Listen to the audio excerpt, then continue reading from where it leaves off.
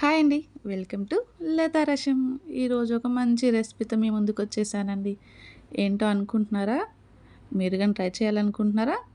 అయితే ఇంకెందుకండి ఆలస్యం, వీడియో మొత్తం ఫుల్గా చూసేయండి. చాలా అంటే చాలా బాగుంటుంది వీడియో అయితే. ఏంటో అని ఫాస్ట్గా చూడాలనుకుంటున్నారా? ఇంకెందుకండి ఆలస్యం, ఫాస్ట్గా ప్రాసెస్ చూసేద్దాం. ఇక్కడ నేనైతే 3 కోడిగుడ్లు తీసుకున్నానండి. ఇవైతే పగలగొట్టి ఒక గిన్నెలో తీసుకోవాలి. 3 గుడ్లను ఇలా బ్రేక్ చేసి తీసుకోవాలండి. పొక్కులు పడకుండా చూసుకోండి. ఈ రెసిపీ అయితే పిల్లలు, పెద్దలు అందరూ చాలా టేస్టీగా తినొచ్చండి. మీరు కానీ ఇలాగే ట్రై చేయండి. ఇక్కడ 3 కోడిగుడ్లు తీసుకున్నాను కదా, కొంచెం ఒక హాఫ్ స్పూను సాల్ట్ వేసుకొని ఇలా గుడ్లను విస్క్ చేసుకోవాలి. ఫోక్ ఉంటుంది కదండి, ఫోక్తోనే ఇలా చేసుకోవచ్చు. చేసి పక్కన పెట్టేసుకుందాము. ఇప్పుడైతే స్టవ్ ఆన్ చేసుకోవాలి. స్టవ్ ఆన్ చేశాక కడాయి పెట్టుకోవాలండి. కడాయి వేడయ్యాక ఒక గరిటె నూనె వేసుకోవాలి. చాలా సింపుల్ ప్రాసెస్ అండి. కొత్త వాళ్ళు కానీ ఈజీగా ట్రై చేయొచ్చు. ఇప్పుడు మనం గుడ్లు విస్క్ చేసి కలిపి పెట్టుకున్నాం కదండి, అవి కానీ ఇప్పుడు నూనెలో వేసుకోవాలి. వేసుకున్నాక ఒక 2 నిమిషాలు అలాగా ఉంచామంటే ఇప్పుడు కోడిగుడ్లు అనేది కొంచెం ఉడుకుతున్నట్టు అట్లా అనిపిస్తుంది కదా, అప్పుడు మనం గిరిట తీసుకొని ఇలాగా చిన్నగా కలపాలండి. ఎక్కువ కలపకూడదు, కలిపామంటే పొడైపోతుంది.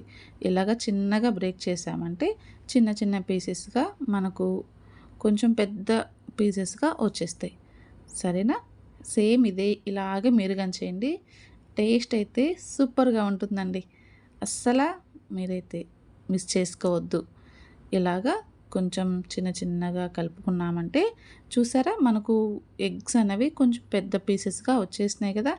ఇప్పుడు తీసి పక్కన పెట్టేసుకుందాం. మళ్ళీ కడాయి పెట్టుకొని కొంచెం హాఫ్ గంట అయితే నూనె వేసుకొని కట్ చేసుకున్న వెల్లుల్లి, కట్ చేసుకున్న పచ్చిమిరపకాయలను వేసుకొని కొంచెం అలా ఇలా ఫ్రై చేసుకున్నామంటే అవి వెల్లుల్లి, పచ్చిమిరపకాయలు మంచిగా ఫ్రై అయిపోతాయి. ఇప్పుడు కట్ చేసుకున్న 1 లేదా 2 ఉల్లిపాయలు కానీ వేసుకోవాలి.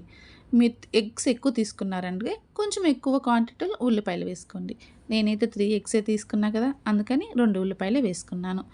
ఇవి కానీ మంచిగా కొంచెం ఒక 2 మినిట్స్ అలా ఫ్రై చేసుకోవాలి. తర్వాత 1 లేదా 2 క్యాప్సికమ్ వేసుకోవచ్చండి. ఇప్పుడు క్యాప్సికమ్, ఉల్లిపాయలు మంచిగా కొంచెం అట్లా ఫ్రై చేసుకున్నాక 1 స్పూను సాల్ట్, హాఫ్ స్పూను పసుపు, 1 స్పూను కారం వేసుకొని ఒక హాఫ్ స్పూను బ్లాక్ పెప్పర్ అండి, బ్లాక్ పెప్పర్ పొడి వేసుకొని 2 మినిట్స్ అలా ఫ్రై చేసుకోవాలి.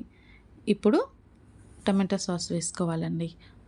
చిన్న కప్పుతోటి 1 కప్ అయితే సరిపోతుంది. 2 స్పూన్ల సోయా సాస్ కానీ వేసుకోవాలండి. ఇది టేస్ట్ చాలా బాగుంటుందండి.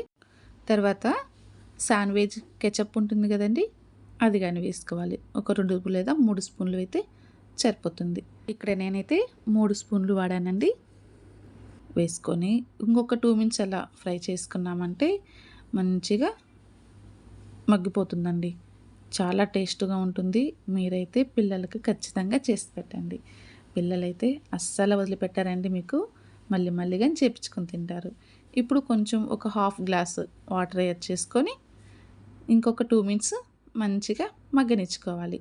2 మినిట్స్ అలా మగ్గనిచ్చుకున్నామంటే వాటర్ వేసాం కదా, అది అనేది కొంచెం థిక్గా అవుతుందండి. గ్రేవీ లాగా మంచి టేస్ట్గా ఉంటుంది.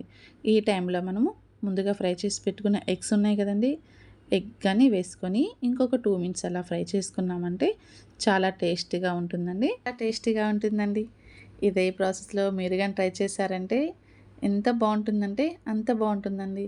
ఇంకా పిల్లలకి ఈవినింగ్ టైంలో ఇలాగ స్నాక్స్గా చేసి పెట్టారంటే ఇంకా బయట ఫుడ్ అస్సలు తినరండి. చాలా సింపుల్గా అండ్ టేస్టీగా ఉంటుంది. మీరు కానీ ఖచ్చితంగా ట్రై చేయండి.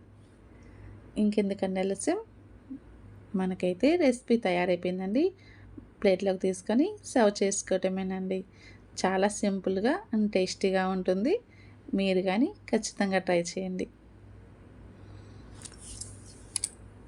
చూసేశారు కదా, చాలా సింపుల్గా ఎగ్ క్యాప్సికమ్ మంచూరియా తయారు చేసుకున్నాం కదా. మీరు కానీ ట్రై చేశాక ఎలా కుదిరిందో కామెంట్లో తెలపండి. లైక్ చేయండి, షేర్ చేయండి. ఇలాంటి మరిన్ని వంటల కోసం మన ఛానల్ని సబ్స్క్రైబ్ చేసుకోండి.